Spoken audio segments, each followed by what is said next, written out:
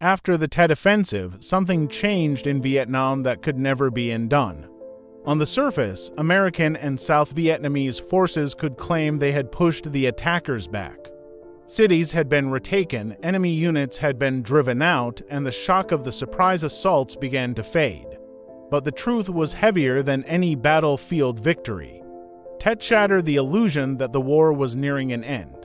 It revealed something far more disturbing. The enemy was not fading, the enemy was everywhere, and the war was slipping into a kind of frustration that no amount of firepower could easily solve.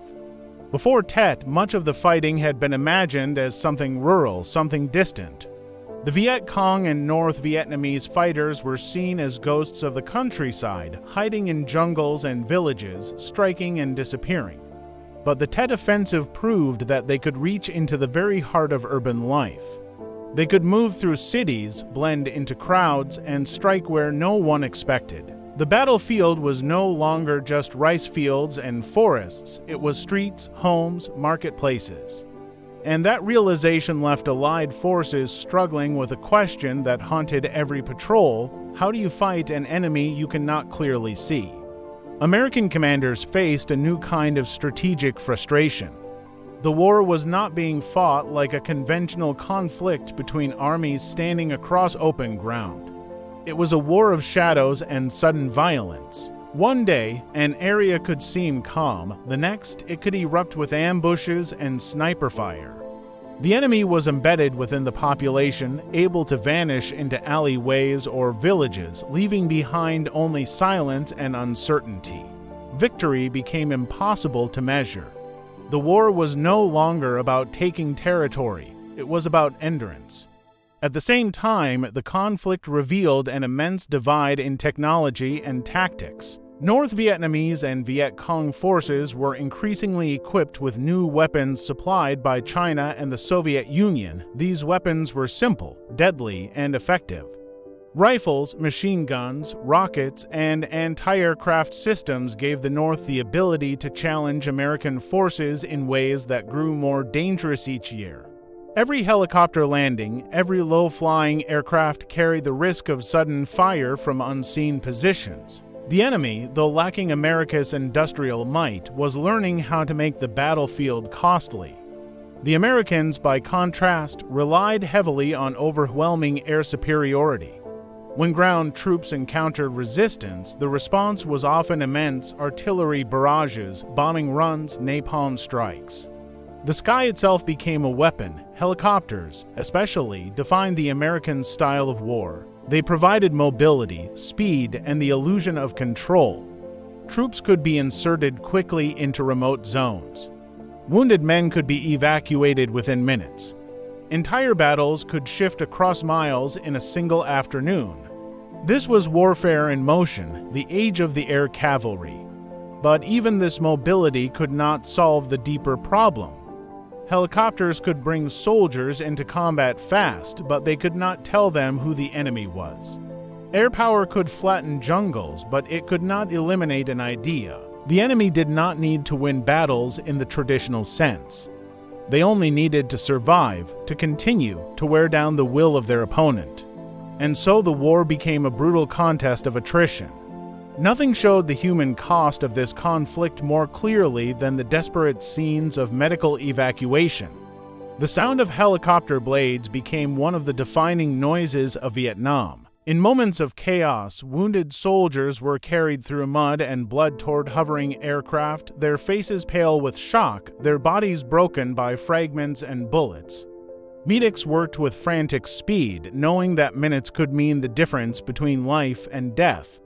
These evacuations were often the only thread of hope in the middle of horror, yet they also revealed how constant the suffering was.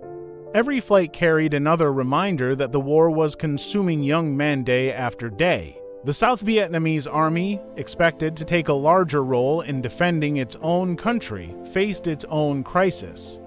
Many recruits were trained quickly, sometimes far too quickly, before being sent into battles they barely understood. The pressure was enormous.